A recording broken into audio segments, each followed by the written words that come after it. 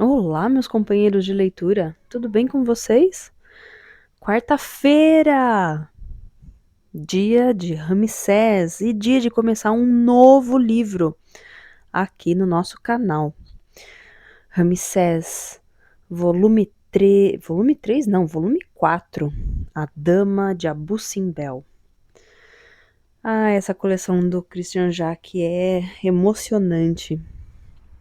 Vocês gostaram do último livro, A Batalha de Kadesh? Terminou de uma forma bem um suspense, assim, né? Será que vai ter mais guerra? Será que vai ter mais conflito por aí? A gente vai descobrir a partir da leitura de hoje. E eu já vou começar, como sempre, agradecendo a presença de cada um de vocês, a paciência, a disposição e o tempo de vocês estarem aqui ouvindo a minha leitura, de deixar um like, de deixar um comentário. Muito, muito obrigada. Se você está começando se você chegou agora no canal, seja muito bem-vindo. Acompanhe aí as playlists. Tem muitos livros já que eu já concluí. E para mim, essa coleção é a top 1 do canal. Vamos começar? Vou começar lendo a capa. Leitura de capa. Ramsés. O épico monumental, publicado em 25 países e mais de 5 milhões de exemplares vendidos em todo o mundo. Ao recriar a grandiosidade e o mistério dos tempos antigos, Christian Jacques retrata, como nunca se fez antes, o magnífico faraó Ramsés, cujo reinado se encontra talhado em esculturas colossais. Pertencente à 19ª dinastia do Egito Antigo, Ramsés soube cultivar a sabedoria, a justiça, a beleza e a prosperidade. Abençoado por Sete e amado pelo povo, ele reinou por mais de 60 anos às margens do Nilo, a terra do misticismo e do encantamento. Neste quarto volume da série, A Dama de Abu Simbel, Ramsés terá de enfrentar duas ameaças perigosas. Moisés retornará ao Egito para exigir de Ramsés autorização para o êxodo hebreu. E Ofir atingirá com sua magia maléfica o primogênito de Ramsés. Conseguirá a magia de Nefertari, a dama de Abu Simbel, proteger o filho da luz? Próximo volume, volume 5, Sob a Acácia do Ocidente. Editora Bertrand Brasil, a capa é de Raul Fernandes, acabei de ler aqui. E na capa a gente tem, eu não sei se vocês repararam, mas tem um escorpião, o hieróglifo de um escorpião embaixo. E em cima é Ramsés com Horus e Anubis. E no final, na última capa, né, tá a entrada do templo de Abu Simbel. Característica, só a título de curiosidade, o templo de Abu Simbel ele foi construído na margem do rio Nilo, na Núbia, mas eu não lembro agora exatamente a década. Foi construída uma represa, aquela parte do Nilo foi represada e o templo seria coberto por água. Então o governo egípcio fez um transporte e uma estrutura de engenharia colossal, bem derivada mesmo de Ramsés, para mudar o templo de lugar. Então, se você for hoje para o Egito, saiba que o templo de Abu Simbel não está no local originário da sua construção, certo? Só por curiosidade. E agora, vamos começar? Capítulo 1. Matador, o leão de Ramsés, soltou um rugido que gelou de medo tanto os egípcios quanto os revoltosos. A enorme fera, condecorada pelo faraó com um fino colar de ouro por seus bons e leais serviços prestados durante a Batalha de Kadesh contra os hititas, nota de rodapé, os longínquos antepassados dos turcos, pesava mais de 300 quilos, tinha 4 metros de comprimento e exibia uma juba ao mesmo tempo farta e bela, que lhe cobria o topo da cabeça, os lados do focinho, o pescoço e parte das espáduas e do peito. A pelagem, lisa e curta, era castanho clara e brilhante. A cólera de Matador foi detectada por mais de 20 quilômetros em redor, e todos compreenderam que era igual à cólera de Ramsés, que desde a vitória de Kadesh se tornara Ramsés o Grande. Seria real essa grandeza quando o faraó do Egito não conseguia, apesar do prestígio e da valentia, impor a sua lei aos bárbaros da Anatólia? O exército egípcio revelara-se decepcionante quando do confronto. Os generais covardes ou incompetentes haviam abandonado Ramsés, deixando-o só na frente de milhões de adversários, certos da vitória. Mas o deus Amon, oculto na luz, ouvira a prece do filho e concedera ao braço do faraó uma força sobrenatural. Depois de 5 anos de um reinado tumultuoso, Ramsés convencera-se de que a sua vitória em Kadesh impediria os hititas de reerguerem a cabeça durante muito tempo e que o Oriente Próximo estaria numa era de relativa paz. Ele, o potente touro, o bem-amado da regra divina, o que protegia o Egito, o filho da luz, enganara-se redondamente. Mereceria estes qualificativos face à sedição que graçava em seus protetorados tradicionais Canaã e a Síria do Sul? Não só os hititas não desistiam da luta, como tinham lançado uma vasta ofensiva aliando-se aos beduínos, ladrões e assassinos que sempre haviam cobiçado as ricas terras do delta. O general do exército de Ra aproximou-se do rei. Majestade, a situação é mais crítica do que prevíamos. Não se trata de uma revolta comum. Segundo os nossos batedores, toda a região de Canaã se ergue contra nós. Uma vez vencido este primeiro obstáculo, haverá um segundo, um terceiro, E você se desespera em chegar a bom porto? As nossas perdas poderão ser pesadas, Majestade, e os homens não têm qualquer desejo de se deixarem matar por nada. A sobrevivência do Egito será motivo suficiente? Não queria dizer, mas foi o que pensou, general. Portanto, a lição de Kadesh foi inútil. Estarei condenado a viver rodeado de covardes que perdem a vida porque pretendem salvá-la? A minha obediência e a dos outros generais não falharão. Majestade, mas pretendíamos simplesmente alertá-lo. O nosso serviço de espionagem conseguiu alguma informação sobre Acha? Infelizmente não, Majestade. Acha, amigo de infância e ministro dos negócios estrangeiros de Ramsés, caíra numa emboscada ao visitar o príncipe de Amurru, nota de rodapé, o atual Líbano. Teria sido torturado, ainda estaria vivo, ou seus carcereiros o considerariam uma peça de valor para uma futura troca. Logo que soubera da notícia, Ramsés mobilizara suas tropas, ainda mal refeitas do confronto com Kadesh. Para salvar Acha, precisava atravessar regiões que haviam se tornado hostis.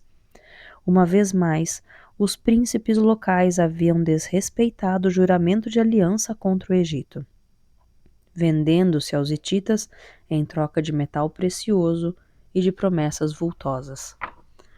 Quem não sonhava invadir a terra dos faraós para usufruir as suas riquezas consideradas inesgotáveis? Ramsés o Grande possuía tantas obras a completar.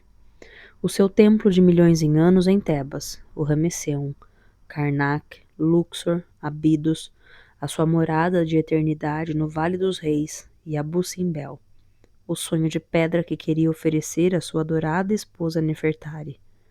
Mas ali estava ele, na fronteira da região de Canaã, no topo de uma colina, observando uma fortaleza inimiga. Majestade, se eu me atrevesse, seja corajoso, general. A sua demonstração de força é incrivelmente impressionante. Estou convencido que o imperador Muwatalli compreenderá a mensagem e libertará Acha.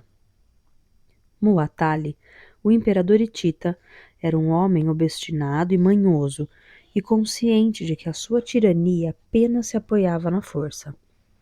Embora sendo o cabeça de uma enorme coligação, falhara no seu intuito de conquistar o Egito, mas lançava agora um novo assalto, por intermédio de beduínos e rebeldes. Apenas a morte de Muwatalli ou a de Ramsés poria fim a um conflito cujo resultado seria decisivo para o futuro de inúmeros povos. O Egito derrotado, o poderio militar hitita imporia uma cruel ditadura, que acabaria por destruir uma civilização milenária elaborada desde o reinado de Menés, o primeiro dos faraós. Por instantes, Ramsés pensou em Moisés. Onde se esconderia esse outro amigo de infância que fugira do Egito depois de ter cometido um assassinato? As buscas tinham sido inúteis. Houve quem afirmasse que o hebreu que colaborara tão eficazmente na construção de Pi-Ramsés, a nova capital construída no delta, fora engolido pelas areias do deserto. E se tivesse se juntado aos rebeldes? Não, Moisés nunca se tornaria um inimigo. Majestade, pode ouvir-me? Fitando o rosto bem alimentado e medroso daquele graduado que apenas pensava no próprio conforto, Ramsés viu também o do homem que mais o detestava no mundo, Shenar, o seu irmão mais velho. O miserável aliara-se aos hititas, na esperança de se apoderar do trono do Egito. Shenar desaparecera durante a sua transferência da prisão de Mênfis para o degredo dos oásis, protegido por uma tempestade de areia. Ramsés continuava convencido de que ele ainda estava vivo e com a firme intenção de o prejudicar. Prepare as tropas para o combate, general. De má vontade, o oficial superior afastou-se rapidamente. Como Ramsés teria preferido gozar a doçura de um jardim ao lado de Nefertari e de seus filhos? Como teria saboreado a felicidade do dia a dia, longe do barulho das armas?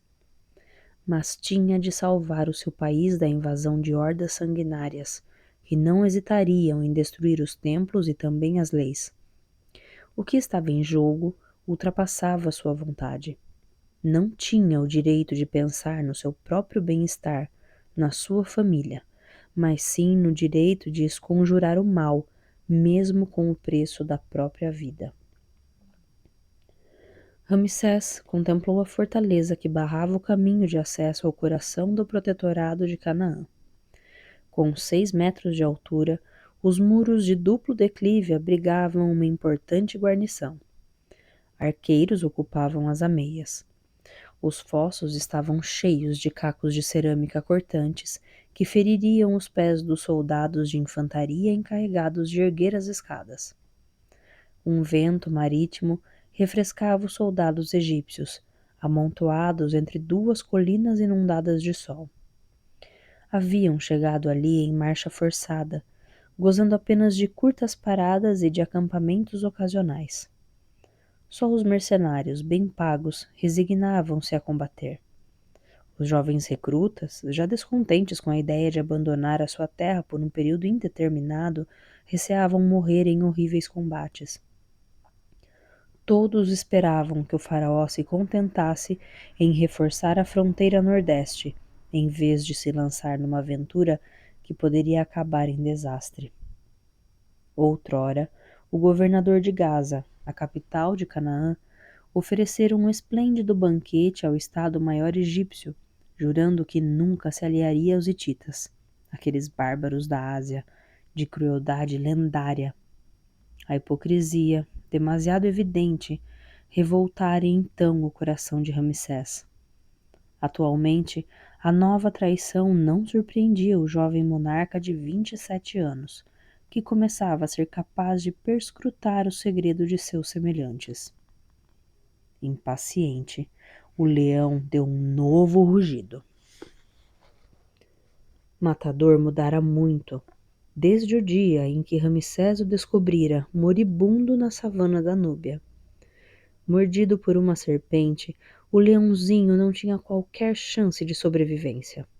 Ao primeiro contato, estabelecera-se entre a fera e o homem uma afeição profunda e misteriosa. Felizmente, Setaou, o curandeiro, também amigo de infância e companheiro de universidade de Ramsés, conseguira descobrir remédios eficazes. A formidável resistência do animal permitira-lhe ultrapassar o obstáculo e tornar-se um adulto de força descomunal. O rei não poderia sonhar com o melhor guarda-costas. Ramsés passou a mão pela juba de matador. A carícia não acalmou a fera. Envergando uma túnica de pele de antílope, com inúmeros bolsos cheios de drogas, pílulas e frasquinhos, Setaou subia a encosta da colina. Atarracado, de estatura mediana, cabeça quadrada, cabelos negros, com a barba por fazer, tinha paixão pelas serpentes e escorpiões. Com o seu veneno, preparava medicamentos eficazes, e na companhia da mulher, Lotus, uma encantadora núbia cuja simples visão inebriava os soldados, continuava incansavelmente as suas pesquisas. Ramsés confiara ao casal a direção do serviço de saúde do exército. Setaou e Lotus haviam participado de todas as campanhas do rei, não por amor à guerra, mas para capturarem novos répteis e tratarem dos feridos. E Setaou considerava que ninguém mais estava tão bem colocado, senão ele, para vir em auxílio de seu amigo Ramsés em caso de desastre. O moral das tropas não é bom, constatou. Os generais desejam a retirada, reconheceu Ramsés. Considerando o comportamento dos seus soldados em Kadesh, o que pode esperar? São inigualáveis na fuga e na debandada, e você tomará sozinho a decisão, como é habitual. Não, Setaou, sozinho não. Com o conselho do sol, dos ventos, da alma de meu leão, do espírito desta terra. Eles não mentem. Entretanto, compete a mim entender a sua mensagem. Não pode haver melhor conselho de guerra. Falou com as suas serpentes. Elas também são mensageiras do invisível? Sim, interroguei-as. E responderam-me sem hesitação. Não recuar. Por que Matador está tão nervoso? Por causa do bosque de carvalhos, à esquerda da fortaleza, a meio caminho entre ela e nós. Setaou olhou na direção do bosque, mascando uma haste de junco. Tem razão, não cheira nada bem. Será outra armadilha como em Kadesh? Aquela funcionou tão bem que os estrategistas hititas imaginaram que outra seria igualmente eficaz. Ao atacarmos, seríamos detidos no nosso avanço, enquanto os arqueiros da Praça Forte nos dizimariam com facilidade. Mena, o escudeiro de Ramsés, inclinou-se perante o rei.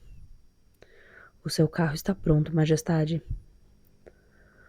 O monarca acariciou longamente seus 2 cavalos.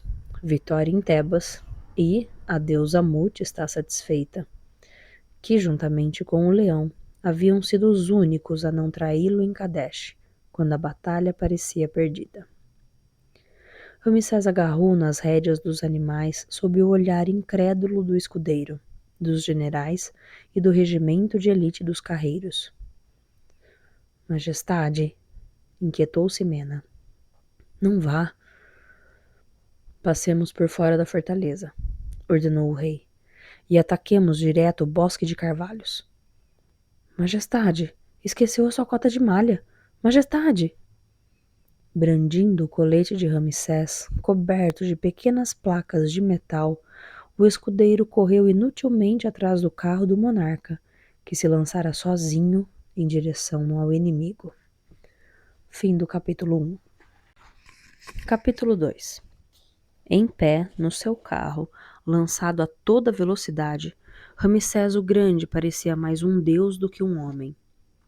Alto, de testa ampla e descoberta, com uma coroa azul envolvendo o crânio, supercílios salientes, sobrancelhas fartas, olhar penetrante como de um falcão, nariz longo, fino e arqueado, orelhas redondas e delicadamente recortadas, maxilar poderoso, lábios carnudos, era a própria encarnação do poder. À sua aproximação, os beduínos ocultos no bosque de carvalho saíram de seu esconderijo. Uns retesaram os arcos, outros brandiram as lanças. Tal como em Kadesh, o rei foi mais rápido do que um furacão, mais ágil do que um chacal percorrendo enormes distâncias, e semelhante a um touro de chifres afiados que derruba os seus inimigos, esmagou os primeiros agressores que vieram ao seu encontro, arremessando flecha sobre flecha, trespassando o peito dos revoltosos. O chefe do grupo beduíno conseguiu escapar à carga furiosa do monarca e, com um dos joelhos dobrados, preparou-se para arremessar um longo punhal que o atingiria pelas costas. O salto de matador fez estacar, estupefatos, os rebeldes. Apesar do peso e do tamanho, o leão parecia voar. Com as garras em riste, abateu-se sobre o chefe dos beduínos, cravou-lhe as presas na cabeça e fechou as mandíbulas. O horror da cena foi tanto que inúmeros guerreiros abandonaram as armas e fugiram para escapar da fera, que já dilacerava os corpos de outros 2 beduínos que acorreram em auxílio do chefe. Os carros egípcios, seguidos por várias centenas de soldados de infantaria, juntaram-se a Ramsés e não tiveram qualquer dificuldade em aniquilar o último ponto de resistência. Tranquilo, Matador lambeu as patas ensanguentadas e olhou o dono com olhos meigos. A gratidão que encontrou nos olhos de Ramsés provocou-lhe um rosnado de prazer. O leão deitou-se junto da roda direita do carro, com um olhar vigilante. É uma grande vitória, majestade, declarou o general do exército de Ra. Acabamos de evitar um desastre, porque nenhum batedor foi capaz de detectar um grupo de inimigos no bosque. Nós negligenciamos esse ponto, pois nos pareceu sem qualquer importância. Será que vou ter que mandar o meu leão ensinar aos meus generais a profissão das armas? Vossa Majestade deseja certamente reunir o Conselho de Guerra para preparar o assalto à fortaleza, ataque imediato. Ao ouvir a voz de Faraó, Matador soube que a trégua havia terminado. Ramsés afagou a garupa de seus 2 cavalos, que se olharam como para se encorajarem. Majestade, eu lhe suplico. Quase sem fôlego, o escudeiro Mena estendeu ao rei o colete coberto de pequenas placas de metal. Ramsés concordou em envergar a cota de malha, que não enfeiava muito a sua túnica de linho de mangas compridas. Nos pulsos do soberano, 2 pulseiras de ouro e lápis-lazuli, cuja parte central era formada por 2 cabeças de patos selvagens, símbolo do casal real, semelhante a 2 aves migratórias levantando voo para as regiões misteriosas do céu. Ramsés reveria Nefertari antes de empreender a longa viagem para o outro lado da vida? Vitória em Tebas e a deusa Mut está satisfeita, batiam no solo com as patas, revelando impaciência. A cabeça dos 2 cavalos estava enfeitada com um penacho de plumas vermelhas, de extremidade azul, e o dorso era protegido por uma carapaça vermelha e azul. Ambos tinham pressa de avançar para a fortaleza. Do peito dos soldados de infantaria ergueu-se novamente o cântico composto instintivamente logo após a vitória de Kadesh, cujas palavras davam coragem aos covardes. Abre aspas. O braço de Ramsés é poderoso, o seu coração, valente, é um exímio arqueiro, uma muralha para os seus soldados, uma chama que queima os seus inimigos. Fecha aspas. Nervoso, o escudeiro Mena encheu de flechas as 2 aljavas do rei. Verificou-as bem? Sim, majestade, são leves e fortes.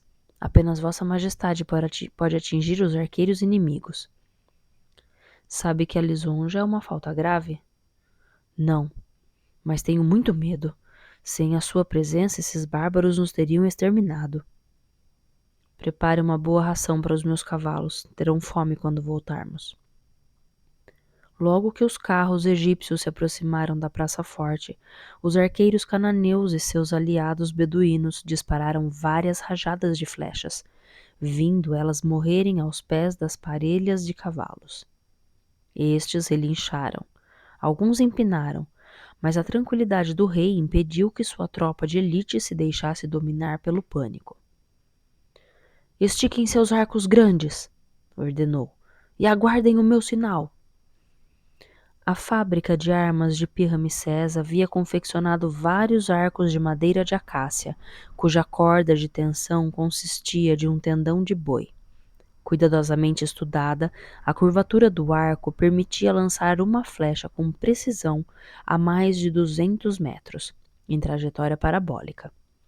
Essa técnica tornava ilusória a proteção das ameias, atrás das quais escondiam-se os sitiados. Todos juntos! Gritou Ramsés com voz tão trovejante que libertou-lhes as energias. A maior parte dos projéteis atingiu seus alvos. Feridos na cabeça, com os olhos perfurados, o pescoço atravessado de lado a lado, inúmeros arqueiros inimigos caíram, mortos ou gravemente feridos. Aqueles que o substituíram tiveram a mesma sorte.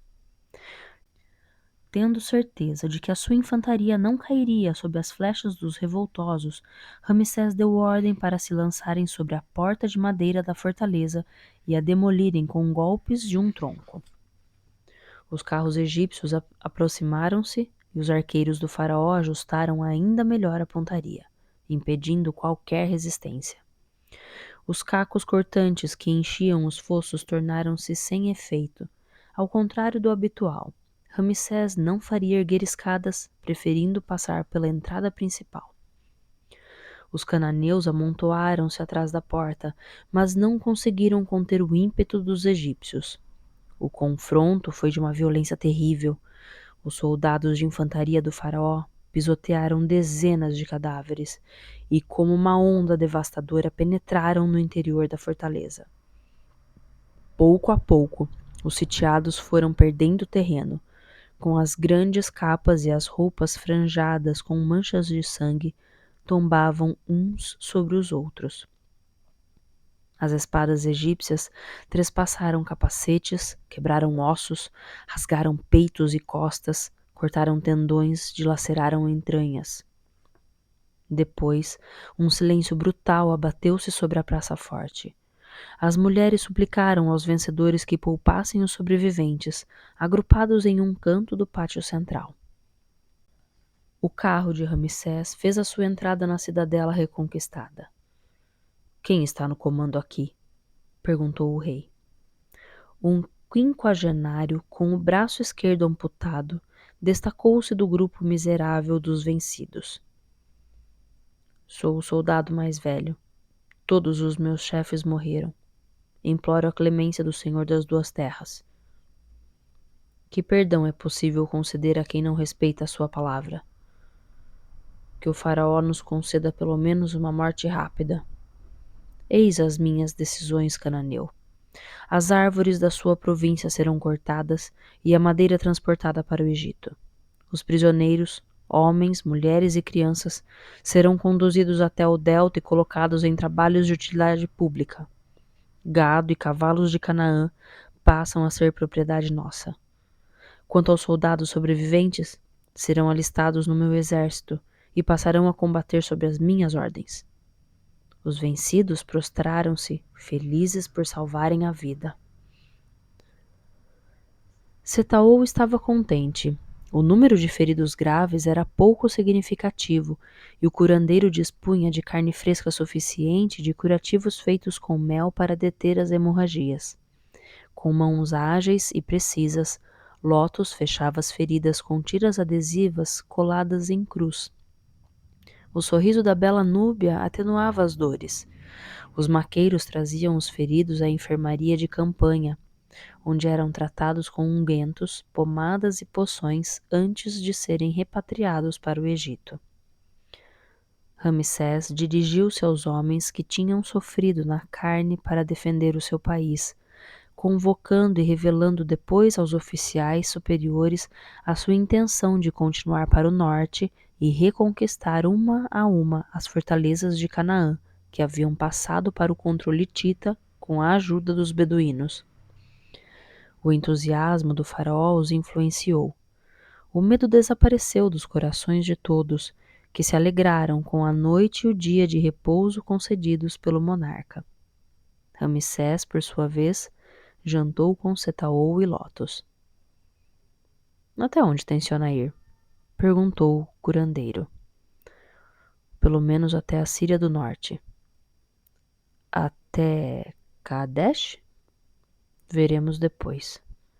Se a expedição durar muito tempo, fez notar Lotus, teremos falta de remédios. A reação dos hititas foi rápida, a nossa será ainda mais. Esta guerra terminará algum dia? Sim, Lotus, no dia da derrota total do inimigo. Tenho horror de falar de política, comentou Setaú rabugento. Vamos, querida, vamos fazer amor antes de partirmos em busca de algumas serpentes. Sinto que essa noite será propícia à colheita. Ramsés celebrou os rituais da madrugada na pequena capela erguida ao lado de sua tenda, no centro do acampamento. Um santuário modesto se comparado com os templos de Pi-Ramsés, mas o fervor do filho da luz era o mesmo. Nunca seu pai Amon revelaria sua verdadeira natureza aos humanos. Nunca seria encarnado em qualquer forma. No entanto, a presença do invisível era sentida por todos. Quando o soberano saiu da capela, notou um soldado que segurava um óryx pela trela, controlando o quadrúpede com dificuldade. Realmente, um estranho soldado, com longos cabelos, túnica colorida, barbicha e olhar fugidio. Por que razão aquele animal selvagem fora introduzido no acampamento tão próximo da tenda real? O rei não teve mais tempo para se interrogar.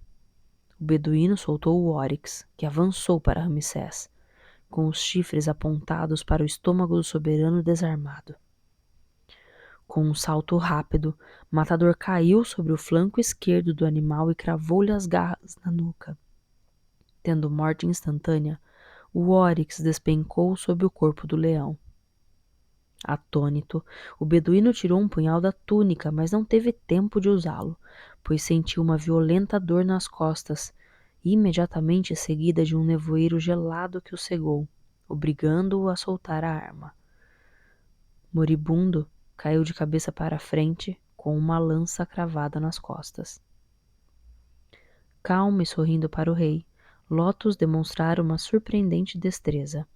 A linda Núbia nem sequer parecia perturbada. Obrigado, Lotus. Setaú saiu de sua tenda, seguido por numerosos soldados que viram o leão devorar o antílope e descobriram o cadáver do beduíno. Desesperado, o escudeiro Mena prostrou-se aos pés de Ramsés. Estou desolado, majestade. Prometo-lhe identificar as sentinelas que deixaram entrar esse criminoso no acampamento. Em seguida, castigando-a severamente. Reúna os trombeteiros e ordene-lhes que deem o toque de partida. Fim do capítulo 2. Capítulo 3. Cada vez mais irritado, sobretudo contra si próprio, Acha passava os dias observando o mar pela janela do primeiro andar do palácio onde estava prisioneiro. Como, sendo ele o chefe da rede de espionagens egípcia e ministro dos negócios estrangeiros de Ramsés o Grande, pudera cair na armadilha montada pelos libaneses da província de Amorru. Filho único de uma família de notáveis, Acha que fizera brilhantemente os mesmos estudos que Ramsés na Universidade de Mênfis, era um homem elegante e requintado, tão apaixonado por mulheres como elas por ele. Rosto fino, membros longos e esguios, voz envolvente, gostava de ditar a moda. Todavia, por trás do comando da elegância, ocultava-se um homem de ação e um diplomata de elevado padrão, falando várias línguas estrangeiras e especialista nos protetorados egípcios e no Império Hitita. Depois da vitória de Kadesh, que parecia ter definitivamente travado a expansão hitita, Acha considerara conveniente dirigir-se o mais rapidamente possível à província de Amurru. Esse lânguido Líbano que se estendia ao longo do Mediterrâneo, a leste do Monte Hermon e da cidade comercial de Damasco. O diplomata pretendia fazer daquela província uma base fortificada, de onde partiriam os comandos de elite para deter qualquer tentativa de avanço hitita em direção à Palestina e à zona do Delta. Ao penetrar no porto de Beirute, a bordo de um barco carregado de presentes para o príncipe de Amurru, o subornável Bentechina, o ministro egípcio dos negócios estrangeiros, não imaginava que seria recebido por Hattusili, o irmão de Muwatalli, imperador hitita que acabava de apoderar-se da região. Acha avaliara o seu adversário. Baixo, de aparência frágil, mas inteligente e manhoso, Hattusili era um inimigo temível. Obrigara seu prisioneiro a redigir uma carta oficial a Ramsés para atrair o exército do faraó a uma emboscada. Mas Acha, através de um código, esperava ter despertado a desconfiança do soberano. Como reagiria Ramsés? A razão de Estado aconselhava-o a abandonar o amigo nas mãos do adversário e precipitar-se para o norte. Conhecendo o faraó, Acha estava convencido de que este não hesitaria em atacar os hititas com a máxima violência, quaisquer que fossem os riscos. Mas não representava o chefe da diplomacia egípcia uma excelente peça de valor para a troca? Bentechina desejava vender Acha ao Egito em troca de um bom peso de metal precioso. Fraca chance de sobrevivência, na verdade, mas Acha não tinha outra esperança. Aquela passividade forçada tornava-o irritável. Desde a adolescência, sempre fora ele a tomar a iniciativa, e era insuportável para o seu feitio ter de estar assim, à mercê dos acontecimentos. Precisava agir, fosse como fosse. Talvez Ramsés pensasse que Acha estava morto. Talvez tivesse tentado lançar uma ofensiva de grande envergadura, depois de ter equipado suas tropas com novas armas. Quanto mais Acha refletia, mais convencido estava de que não lhe restava outra alternativa senão libertar-se por seus próprios meios. Um serviçal trouxe-lhe, como sempre, um farto almoço. O egípcio não podia se queixar da intendência do palácio, que o tratava como um hóspede de categoria. Acha saboreava um pedaço de carne de vaca grelhada quando ouviu os passos pesados do senhor da casa. Como vai o nosso grande amigo egípcio? Perguntou Bentechina, príncipe de Amurru, um gordo quinquagenário com um grosso bigode negro. Honra-me a sua visita. Senti vontade de beber vinho com o chefe da diplomacia de Ramsés. Por que Hattusili não o acompanha?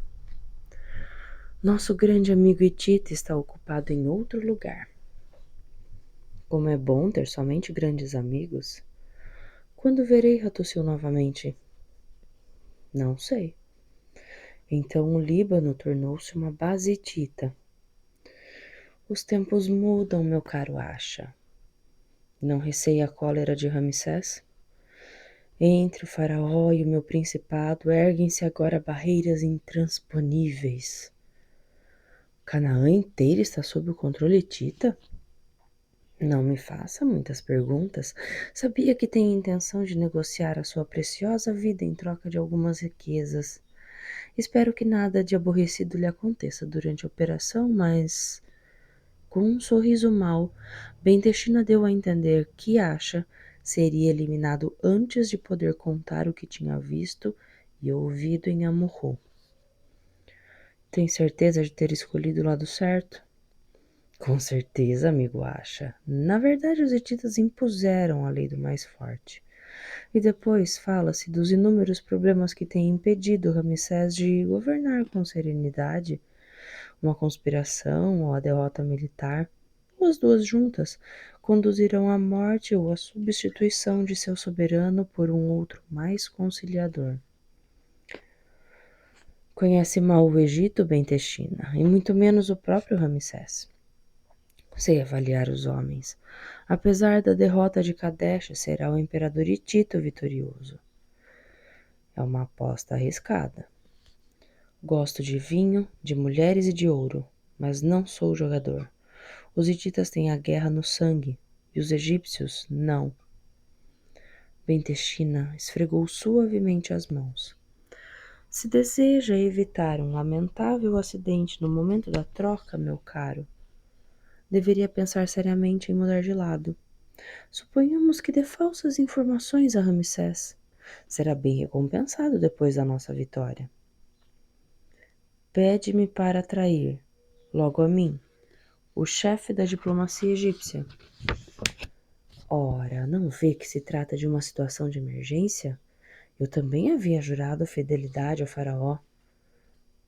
A solidão afeta o meu poder de reflexão. Deseja uma mulher? Uma mulher requintada e culta, e bastante compreensiva. Bem-Texina esvaziou a sua taça de vinho, passando em seguida as costas da mão direita pelos lábios úmidos. Que sacrifício eu não faria para melhorar a sua reflexão? A noite chegara, e 2 lampiões a óleo iluminavam tenuamente o quarto de Acha, estendido na cama e trajando um saiote curto. Obcecava-o um pensamento. Hattusil havia deixado Amurru, e sua partida não estava de acordo com uma expansão hitita nos protetorados da Palestina e da Fenícia. Se o avanço dos guerreiros anatólios tivesse sido espetacular, por que razão Hattusil teria abandonado a base libanesa, de onde podia controlar a situação? O irmão de Muatali não podia ter corrido o risco de seguir mais para o sul. Provavelmente regressar à sua terra, mas por que razão? Senhor? A vozinha trêmula sobressaltou Acha. Ergueu-se e na penumbra viu uma jovem vestida numa túnica curta, com os cabelos soltos e descalça. Foi o príncipe Bem-Texina que me mandou. Ele ordenou-me. Ele exige. Sente-se ao meu lado. Ela obedeceu hesitante. Teria cerca de 20 anos. Era loura e opulenta, muito apetecível. Acha acariciou-lhe o ombro. É casada? Sim, senhor. Mas o príncipe prometeu-me que o meu marido não saberá de nada. Qual é a profissão dele? Guarda da fronteira. Você tem alguma ocupação? Separa a correspondência. Acha deslizou as alças da túnica da loura, beijou-a no pescoço e depois deitou-a na cama. Tem recebido notícias de Canaã? Algumas, mas não posso falar nisso. Há muitos guerreiros hititas aqui. Também não posso falar nisso. Amo seu marido? Sim, sim, senhor. Fazer amor comigo lhe desagrada? A jovem voltou o rosto para o lado. Responda as minhas perguntas e não a tocarei. Com os olhos inundados de esperança, ela contemplou o egípcio. Me dá a sua palavra? Você a terá, por todos os deuses da província de Amurru. Os hititas ainda não são muito numerosos, apenas algumas dezenas de instrutores para treinar os nossos soldados. Hattusil partiu? Sim, senhor. Com que destino? Não sei. Como está a situação em Canaã? Incerta. A província não está sob o controle hitita? Circulam notícias contraditórias. Alguns dizem que o faraó se apoderou de Gaza, a capital de Canaã, e que o governador da província morreu durante o ataque. Asha sentiu um novo ânimo invadir-lhe o peito, como se renascesse para a vida. Não só Ramsés havia decifrado a sua mensagem, como também contra-atacara, impedindo os hititas de se espalharem. Eis o motivo de Hattusil ter partido, para prevenir o imperador. Lamento, minha linda. Você não vai manter a sua promessa? Vou, mas tenho que tomar algumas precauções. Asha amarrou-a e amordaçou-a. Precisava de algumas horas antes de ela dar o alerta. Descobrindo o manto que a jovem deixara na entrada do quarto, o diplomata entreviu um meio de sair do palácio. Pôs o manto, puxou o capuz para a frente e lançou-se escada abaixo. Havia um banquete no andar térreo. Alguns convidados embriagados dormiam, outros entregavam-se a excessos enlouquecidos. Asha passou por cima de 2 corpos nus. Onde você vai? Asha não podia correr. Diversos homens armados guardavam a porta do palácio. Já despachou o egípcio? Vem cá, minha filha. A alguns passos da liberdade. Então a mão viscosa de Bentechina puxou o capuz para trás. Que falta de sorte, meu caro Asha. Fim do capítulo 3. Capítulo 4. Pi-Ramsés, a capital do delta construída por Ramsés, era denominada a Cidade de Turquesa por causa dos mosaicos envernizados de azul que adornavam as fachadas das casas. Qualquer transeunte maravilhava-se nas ruas de Pi-Ramsés, com os templos, o palácio real, os lagos de recreio, o porto. Extasiava-se vendo os pomares, os canais cheios de peixe, as vilas dos nobres e os seus jardins, e aleias ladeadas de flores. Saboreavam-se as maçãs, as romãs, as azeitonas e os figos. Apreciava-se o sabor de fruta dos vinhos e cantava-se a canção popular. Que alegria viver em Pi-Ramsés! Ali o pequeno é tão considerado quanto o grande. A acácia e o sicômoro oferecem a sua sombra. As construções resplandecem de ouro e turquesa. O vento é suave e as aves voam em redor dos lagos. Mas Amene, o secretário particular do rei, camarada de universidade e fiel servidor do monarca, não compartilhava essa alegria de viver. Sentia, juntamente com outros habitantes da cidade, que não reinava ali a alegria habitual, porque Ramsés estava ausente. Ausente e em perigo. Sem dar ouvidos a qualquer conselho de prudência, sem admitir qualquer adiamento, Ramsés partira para o norte a fim de reconquistar Canaã e a Síria, arrastando as suas tropas para uma aventura de consequências incertas. Porta-sandálias oficial do faraó, Amene era pequeno, frágil, magro e quase calvo. De ossos frágeis, tez pálida, mãos longas e finas, capazes de traçar belos hieróglifos, esse filho de estucador possuía laços invisíveis com Ramsés. Era, segundo expressão antiga, os olhos e os ouvidos do rei. Permanecia na sombra, à frente de um serviço com cerca de 20 funcionários dedicados e competentes. Trabalhador infatigável, dormindo pouco e comendo bastante sem conseguir engordar, Amene raramente saía de seu gabinete, onde imperava um porta-pincéis de madeira dourada que Ramsés lhe oferecera. Quando tocava naquele objeto em forma de coluna encimada por um lírio, sua energia renascia e fazia-o atacar uma quantidade de pastas que desencorajariam qualquer escriba.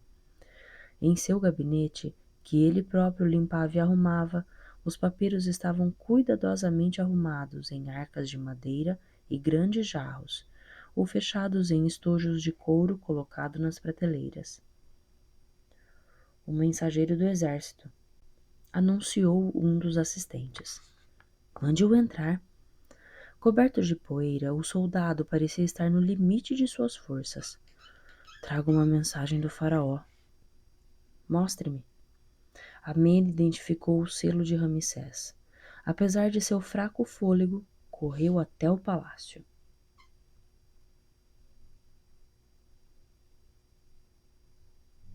A rainha Nefertari recebia o vizir, o grande intendente da casa do rei, o escriba das contas, o escriba da mesa, o superior dos ritualistas, o chefe dos segredos, o superior da casa da vida, o camareiro, os chefes do tesouro e do celeiro, assim como o grande número de outros altos funcionários desejosos de receber diretivas precisas, para não tomar qualquer iniciativa que merecesse a desaprovação da grande esposa real, encarregada de governar o país na ausência de Ramsés. Felizmente, Amene apoiava-a constantemente e Toia, a mãe do rei, a auxiliava com seus preciosos conselhos. Considerada a mais bela entre as belas, cabelos negros e brilhantes, olhos verde-azulados, rosto luminoso como o de uma deusa, Nefertari enfrentava a prova do poder e da solidão. Música dedicada ao templo, fascinada pela escrita dos sábios, sonhara com uma existência meditativa, mas o amor de Ramsés transformara a tímida mocinha na rainha do Egito, com a decisão de cumprir as suas funções sem fraquejar. A administração da casa da rainha por si só exigia trabalho pesado. Sendo uma instituição milenar, compreendia um pensionato onde eram educadas jovens egípcias e estrangeiras, bem como uma escola de tecelagem, oficinas onde eram fabricadas joias, espelhos, vasos, leques, sandálias e objetos rituais. Nefertari reinava sobre um numeroso pessoal composto por sacerdotisas, escribas, administradores dos rendimentos imobiliários, operários e camponeses, e fizera questão de conhecer pessoalmente os principais responsáveis por cada setor de atividade. A sua obsessão era evitar erros e injustiças. Naqueles dias angustiosos nos quais Ramsés arriscava a vida para salvar o Egito de uma invasão hitita, a grande esposa real devia redobrar os esforços e governar o país fosse qual fosse o cansaço. Amene, até que enfim, tem notícias de Ramsés? Sim, majestade, de um papiro trazido por um mensageiro do exército. A rainha não se instalara no gabinete de Ramsés, que permaneceria vazio até o seu regresso, mas num amplo compartimento decorado com faianças azul claras e que dava para o jardim onde Vigilante, o cão amarelo dourado do rei, dormia junto de uma acácia. Nefertari abriu o papiro e leu o texto redigido e assinado pelo próprio Ramsés. Nenhum sorriso iluminou o rosto grave da rainha. Tenta reconfortar-me, confessou ela. O rei avançou? Canaã está dominada e o governador desleal foi morto. É uma bela vitória, entusiasmou-se Amene. O rei continua indo para o norte. Por que está tão triste? Porque ele irá até Kadesh, sejam quais forem os perigos a correr. Antes, tentará libertar Asha e não hesitará em pôr a sua própria vida em risco. E se a sorte o abandonar? Sua magia não o abandonará. Como sobreviveria o Egito sem ele? Em primeiro lugar, Vossa Majestade é a grande esposa real e está governando maravilhosamente. Depois, Ramsés regressará, tenho certeza. De repente, ouviram no corredor um ruído de passos precipitados e batidas na porta. Amene abriu-a. Surgiu uma parteira muito excitada. Majestade, Izete está quase tendo a criança e chama por Vossa Majestade. Izete, a bela, tinha os olhos de um verde intenso, o nariz pequeno e os lábios finos. Geralmente seu rosto possuía um ar de extrema sedução. Mesmo naquelas horas de sofrimento, mantinha o encanto da juventude, o qual lhe permitira seduzir Ramsés e ser o seu primeiro amor. Nunca esquecera a cabana de juncos na orla de um campo de trigo, onde o príncipe Ramsés e ela se haviam entregue um ao outro. Mas Ramsés apaixonara-se por Nefertari, que tinha a alma de rainha. Izete, a bela, afastara-se porque desconhecia a ambição e o ciúme. Nem ela, nem ninguém podia rivalizar com Nefertari. O poder assustava Izete, mas apenas um sentimento perdurava em seu coração: o amor que dedicava a Ramsés. Num momento de loucura por despeito, quase conspirara contra ele, mas incapaz de o prejudicar, rapidamente se afastara das forças do mal. O seu mais belo título de glória não era seu filho Ká, um menino de excepcional inteligência? Depois de ter tido uma menina, Meritabon, Nefertari não podia mais ter filhos. Exigira então que Izete a Bela desse ao monarca um segundo filho e também outros descendentes. Mas o rei criara a instituição dos filhos reais, que lhe permitiria escolher nos vários estratos da sociedade rapazes ou moças que seriam levados para o palácio. O seu número seria uma prova da inesgotável fecundidade do casal real, o que evitaria qualquer dificuldade na sucessão. Todavia, Izete a Bela iria reavivar a sua paixão por Ramsés, oferecendo-lhe um outro filho, graças aos testes tradicionais. Já estava sabendo que iria dar à luz um segundo varão. Nota de rodapé. Por exemplo, se a urina da mulher fizer germinar cevada, dará à luz um menino. Mas se fizer germinar trigo, será uma menina. Se nenhum nem outro germinarem, a criança não nascerá. Voltando ao texto. O parto seria de pé, assistido por 4 parteiras denominadas as doces, ou a dos polegares firmes. As fórmulas rituais foram pronunciadas a fim de afastar os espíritos das trevas que tentavam impedir o nascimento. Por intermédio de fumigações e poções, a dor era atenuada. Izete a Bela sentiu o pequeno ser sair do lago acolhedor onde durante 9 meses havia crescido. O contato com a mão suave e o perfume de lírio e jasmim fizeram Izete a Bela acreditar que havia penetrado no interior de um jardim paradisíaco, onde o sofrimento não existia. Voltando a cabeça para o lado, viu que Nefertari ocupara o lugar de uma das parteiras. Com um pano úmido, a rainha limpou a testa de Izete. Majestade, não acreditei que viesse. Chamou-me e aqui estou. Tem notícias do rei? São excelentes. Ramsés reconquistou Canaã e não tardará a dominar os outros revoltosos. Está derrotando os hititas com velocidade. Quando regressará? Não há de ter pressa em ver o seu filho? Esta criança, você a amará? Eu a amarei como a minha própria filha e como ao seu filho Ká. Tinha receio de que... Nefertari apertou com força as mãos de Izete a Bela. Não somos inimigas, Izete, mas você precisa vencer o conflito que está dentro de você. De repente a dor aumentou. Izete deu um grito. A parteira-chefe apressou-se. Izete queria esquecer o fogo que lhe consumia as entranhas, mergulhar num sono profundo, deixar de lutar sonhando com Ramsés. Mas Nefertari tinha razão. Precisava terminar a misteriosa obra que começara em seu íntimo. Nefertari segurou as mãos o filho de Izete a Bela, enquanto uma das parteiras cortava-lhe o cordão umbilical. Izete fechou os olhos. É realmente um menino?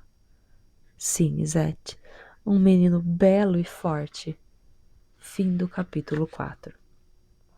Muito bem, meus companheiros de leitura. Gostaram desse primeiro bloco de capítulos de A Dama de Abu Simbel?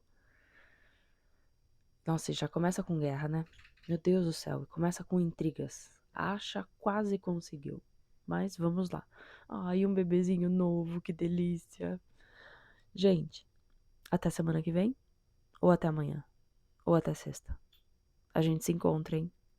Aguardo vocês aqui. Tchau!